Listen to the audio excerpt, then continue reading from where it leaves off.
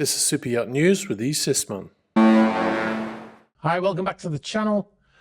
We've got some breaking news. Motor yacht Lady Victoria, apparently in trouble in the US. The vessel is a 47 meter or 154 foot super yacht, and she was on passage from Newport, Rhode Island to Charleston in South Carolina, towing a tender, which is kind of normal. The tender is quite big and they're unable to fit it on board. They often tow the vessel behind.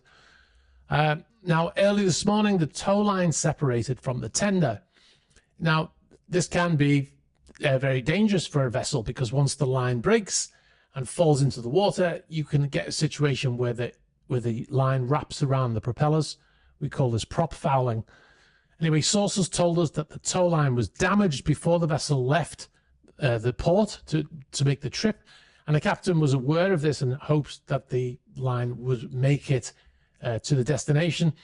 However, it didn't, and in the attempts to rescue the tender after the line snapped, they had issues with the stabilizers, according to our reports, and the tow line became wrapped around the props and fouled the props. Now, this left the vessel dead in the water. I believe the vessel has two propellers, and the line managed to wrap itself around both of them. Now, the vessel was dead in the water, meaning they couldn't make way under their own steam, off the coast of Myrtle Beach in South Carolina. Also, at the same time, they reported to have damage to the swim platform and some other damage, including a broken porthole, and the tender was adrift. And we believe the tender was taking on water and it potentially sank. They tried to arrange this tow, and they received a quote for $1 million to do this salvage operation, which is outrageous. Anyway, they declined the offer apparently, and the captain actually went into the water himself to try to free the props from this line that was wrapped around them. Now, the last report we received is that the captain was able to free one of the engines using one of the knives from the galley, believe it or not. And the vessel is now underway under her own power, heading to Charleston. I think a valuable lesson will be learned there about leaving port with a damaged line on a towboat, right? Anyway, we'll move on to the next story. The wreckage of the 47 meter or 154 foot super yacht Atina has been recovered from the sea off the coast of Sardinia. As mentioned in episode 400, recovery services were preparing to salvage the hull of this yacht, which caught fire in August and sank as firefighters tried to put out that blaze. The yacht sank, like I said, in August after capsizing, as seen in the video footage on screen. Now, we covered this story originally at the time in August, but in episode 366, if you want to see the actual story as it was breaking. You can see from the photograph here that the vessel has been recovered. Not much left, really. It actually looks like it's in better condition than I expected after seeing the fire, but it's most likely not salvageable and, well, not repairable, shall I say, and it will most likely be scrapped. The vessel would have been moved because it was probably a danger to shipping. Like I said, if you want to see the original story, check out episode 366 of Super Yacht News. Now, we'll move on to our next story now. We've got a boat that we've covered over the last 3 years, Motor Yacht Nord. We've done various stories about the yacht evading sanctions by switching off AIS and sailing around in contravention of international maritime laws. The vessel, the 142 meter yacht, has been, like I said, evading sanctions since the invasion of Ukraine in 2022. The yacht was one of a number of Russian-owned super yachts that fled seizure and headed to Vladivostok in Russia in 2022. Another vessel reportedly headed to Vladivostok at the time was Amadea, which was, of course, seized by the US government in Fiji.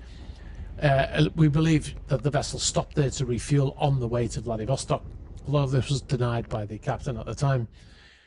So for the last 3 years, the vessel has headed from Vladivostok to the Indian Ocean at almost the exact same dates, passing through the Malacca Straits of Singapore around October for the last 3 years, including this year, entered the Indian Ocean from Singapore and switched off at AIS on the 22nd of October, almost to the day of last year and the year before. The vessel popped up about 2 weeks later in Muscat in Oman, where she's been to in previous years also. The yacht's AIS was switched off, like I said, as she entered the Indian Ocean, as per the previous 2 years, and only switching it back on upon arrival in Oman. No doubt the Oman authorities require AIS on the vessel, hence the tracker being switched back on. After a short period, the vessel left and arriving in the northern area of Oman near Qumzar. If previous years are anything to go by, the yacht will most likely head to Dubai and Abu Dhabi. The yacht is owned by Alexei Mordashov, sanctioned by everybody pretty much: the US, the UK, the EU, Canada, Japan, Australia, New Zealand, and Switzerland, and of course Ukraine. Now, before anyone says in the comments that he's sanctioned purely because he's Russian, his company supplies 10 grades of steel to Russian defense industry enterprises. In particular, defense armored steel is used in the production of armed personnel carriers, armored vehicles, multiple launch rocket systems, Tornado self-propelled guns, and PU defense systems. In fact, I'll put a list on the screen of the weapons that his companies are involved in building, or that they help other companies build for the Russian military. All right, in episode 397 of Super Yacht News, we broke the story exclusively here that the Lursen-built yacht known as Project Alibaba had been sold. The buyer, reportedly American Sergey Brin. Mr. Brin has renamed the vessel to motor yacht Dragonfly. This is the name of his previous yacht, in case you needed any confirmation that he was indeed the buyer. Now, the yacht was originally ordered by Russian businessman Leonard Mikkelsen, who is now under sanctions, hence unable to take delivery of that yacht.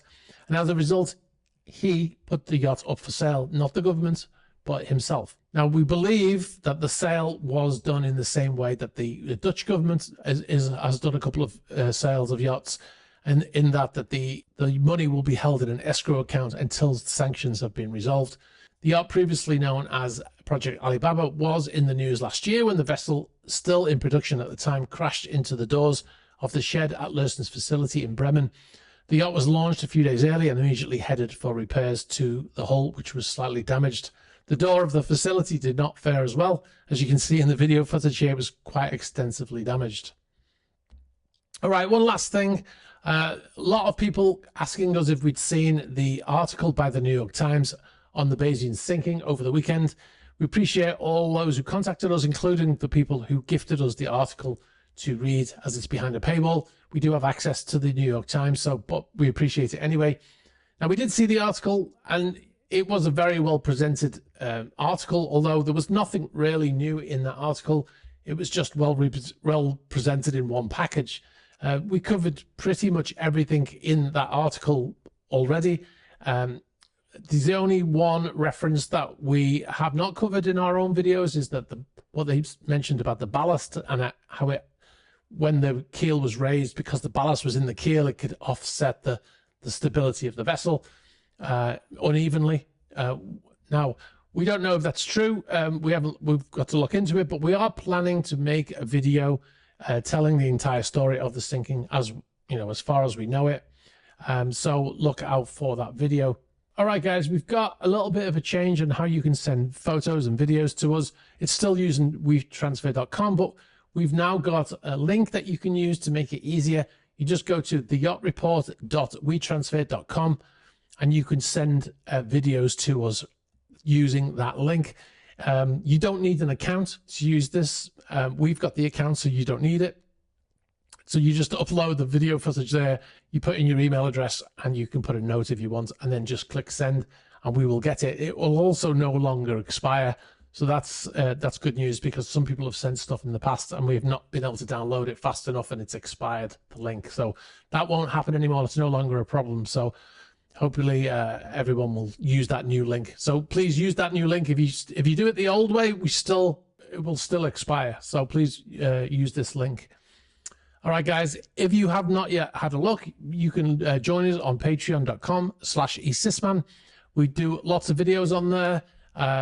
We probably do more videos on there than we do on the YouTube channel. There's lots of behind the scenes stuff. There's lots of videos. We do a weekly Patreon chat video, which we just put out today. Like I said, there's lots of behind the scenes stuff and how we make videos, how we edit, behind the scenes when we go on trips, all kinds of stuff like that. So if you haven't yet checked it out, you can check it out there. You can also join now for free. We are putting out some videos occasionally for the free members as well. So check it out, patreon.com/esysman. All right, guys, thanks for watching. Please be sure to like the video, hit the subscribe button, hit the bell for future notifications.